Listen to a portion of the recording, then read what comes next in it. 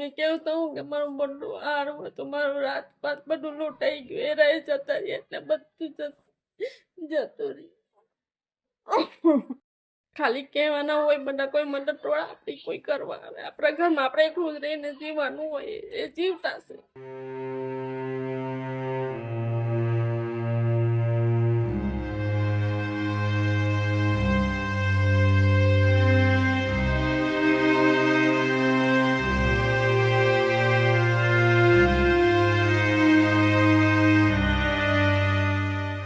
બેન, મારું નામ નરેશભાઈ આહિર છે. તમારું નામ શું છે બેન?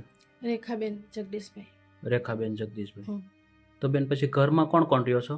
એકલી જ રહું છું. એકલા જ રહ્યો છો?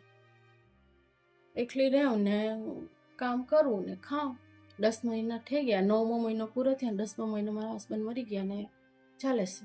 ઓહ, તો પછી શું થયું તું મારા ભાઈને બેન? એક્સિડન્ટ થયું હતું. ફોન પર ઉભા રહીને વાત કરતા હતા, પાછળથી આવીને ટેમ્પાવાળાએ ફેંકી દીધા. ઓફ થઈ ગયા. હોસ્પિટલ લઈ ગયા ને હજુ તો 5-10 મિનિટમાં ઓફ થઈ ગયા હતા. કેમ બેન રડો છો?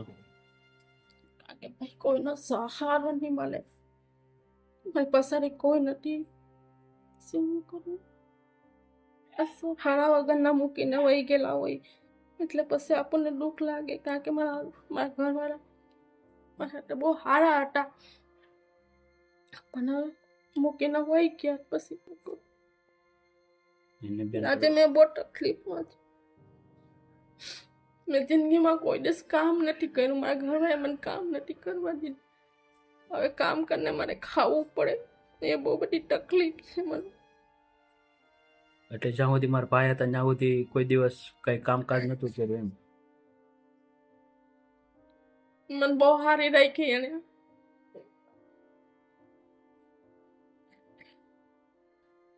મારાથી આગળ બહુ વાત નહીં થાય. એને બેન રડોમાં, અમે તમારા ભાઈ છીએ અને જે પણ થઈ શકશે એટલી મદદ કરવાની કોશિશ કરશું બેન. તો બેન પછી બીજું કોઈ તમારા સગો સંબંધી નથી? દેરિયા જેઠિયા, સાસુ સસરા? એના એકલા જ હતા, ભાઈ બેન એના કોઈ નહીં હતા, એક જ હતા. એને મારા સાસુ સસરાનો કોઈ આગળ પોયરા જ નથી. મારા સાસુ સસરા એ લોકો છે પણ એ લોકો અલગ રહીશ. એટલે પહેલેથી જ અલગ રહી છે? પહેલેથી જ અલગ. અમે અહીંયા બે જ રહેતા હતા. તો બેન પછી તમારે કોઈ દીકરો કે દીકરી કેવું કોઈ નથી બેન?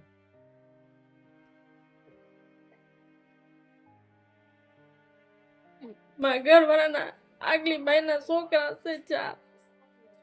એ લોકો હું આપણે સહારો દે એ લોકો. હા બેન? મારા ઘરવાળાના આગલી બાઈના છોકરા છે, એ લોકો કોઈ મદદ નથી કરતા. એટલે મારા ભાઈના જે પેલા મેરેજ થયા હતા એના છોકરા છે એવું બધું, તો એ લોકો મદદ નથી કરતા? નથી કરતા મદદ. એ લોકો કોઈ જોવા નહીં આવે. બેન રડોમાં. તો બેન પછી અત્યારે તમે શું કામ કરો? ડાયમંડ નું કામ કરીએ ને અહીંયા સાડી બનાવીએ. એટલે આવી રીતે નાના મોટું ડાયમંડ નું કામ કરીને ઘર ચલાવો? હા. તો પછી બેન આ તમારા ઘરનું મકાન છે, ભાડે રહ્યો છો? મારું મકાન નથી, એ મારા ઘરવાળા છે ને એની આગલી બાઈ નું મકાન છે. એટલે એમાં ભાડે રહ્યો છો? આજે કોઈનો સહારો નહીં મળે, પણ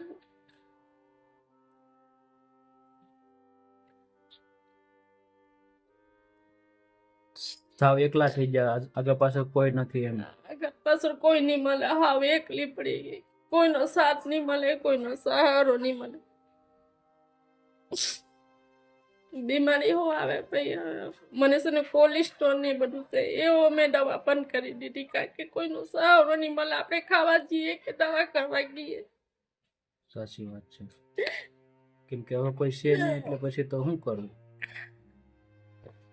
ખાલી કહેવાના હોય બધા, કોઈ મદદ ટોળા આપણી કોઈ કરવા આવે, આપણા ઘરમાં આપણે એકલું જ રહીને જીવવાનું હોય એ જીવતા છે. એટલે કોઈ મદદ નથી કરતું? ઓહો. તો બેન પછી બીજી શું તકલીફો પડે? બીજી તો ખાવા પીવાની ને એવી તકલીફ હોય, બીજી તો શું તકલીફ હોય. કોઈ નહીં હોય એટલે તકલીફ તો બધી જ હોય. પછી બધું આપણે કોને કહેવા હો જાય, ઘરવાળા જતા રહે એટલે એની હાથે બધું જતું રહે ભાઈ. સાચી વાત છે બેન. ને કહેવાય ને કે જ્યારે માથેથી પતિનો સાયો જતો રહે એટલે પછી કોઈ આપણું ન રહે એમ. કોઈ આપણું ન એ જ મારી હાથે છે ભાઈ. બેન હું સમજી શકું કે આજે એક સ્ત્રીને એકલતા સાથે રહેવું ખૂબ અઘરું થઈ જતું હોય, ક્યાંક જાવું આવવું, કોઈ જગ્યાએ વ્યવહારમાં રહેવું, નાના મોટું કામ હોય એટલે ખૂબ તકલીફો પડતી હોય છે.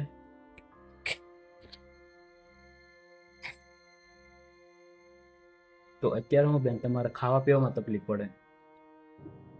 ખાવા પીવાની ને હમણાં કામ હોય, ચોમાસાના લીધે સારી ઓછી આવે, બધી તકલીફ હોય. પણ તકલીફ તો હોય જ, કોઈ નહીં હોય એટલે આપણે તકલીફ તો હોય જ ને. બધું માથે આવી જાય એટલે બધું આપણે મેનેજ ન કરી શકીએ. મેં મારી જિંદગીમાં આવું મહેનત કોઈ દિવસ કર્યું જ નથી. મેં મારી ગરીબી જ નથી કોઈ દાડે જોઈ. મેં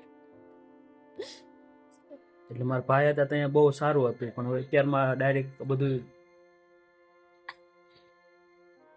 બધું આવું એ થઈ ગયું ને એટલે એમ થાય કે જીવવું કે મરવું કરવું કે સમજ નહીં પડે મને. બેન રડોમાં. તો પછી મારા ભાઈ શું કામ કરતા બેન? એ ટ્રક ચલાવતા હતા, ડ્રાઈવર હતા. એની ઘરની ટ્રક હતી. મેં કેવું તો હું કે મારું બધું હારું હતું, મારું રાત પાત બધું લૂંટાઈ ગયું. એ રહી જતા રહી એટલે બધું જતું રહ્યું. બેન રડોમાં. બેન અમે તમારા ભાઈ જ છીએ અને જે પણ થઈ શકશે એટલી મદદ કરવાની કોશિશ કરશું. મને કઈ વાત નહીં થાય ભાઈ, ને માફ કરી. નહીં બેન રડોમાં. કઈ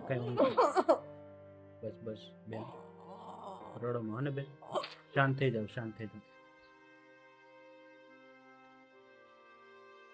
પાણી પીવું છે? પાણી લઈ આવો. શાંત થઈ જાય. તો અત્યારમાં બેન રાશનની જરૂર છે ને તમારે? અત્યારમાં તમારે રાશનની જરૂર છે, ખાવા પીવામાં તકલીફ પડે.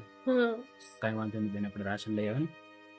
દોસ્તો તમે જોયું તે પ્રમાણે કે એકલતા સાથે જીવવું ખૂબ અઘરું થઈ જાય. અને જ્યારે એક સ્ત્રીને ખૂબ નાની ઉંમરે એના હસબન્ડ જતા રહે ત્યારે કોઈ દિવસ આવી રીતે દિવસો કાઢ્યા ન હોય એટલે ડાયરેક્ટ બધી જવાબદારી માથે આવે એટલે ખૂબ તકલીફ પડી જતી હોય છે. અને કહેવાય ને કે પહેલાં બધું સારું હોય ને જ્યારે આપણા ઘરના વડીલ હસબન્ડ જ જતા રહે ત્યારે ડાયરેક્ટ માથે બધી જવાબદારી આવે એટલે ખૂબ અઘરું થઈ જાય. અને બેનની પરિસ્થિતિ જોઈ અને ખૂબ દુઃખ થાય છે. પણ કાંઈ નહીં, આપણથી જે પણ બની શકે દોસ્તો એટલી મદદ કરવાની કોશિશ કરી, જેથી કરી એમના જીવનમાં શાંતિથી 3 ટાઈમનું જમી તો શકે. અને બસ આવી રીતે પ્રેમ સપોર્ટ આપતા રહેજો અને વિડીયોને વધુ શેર કરો.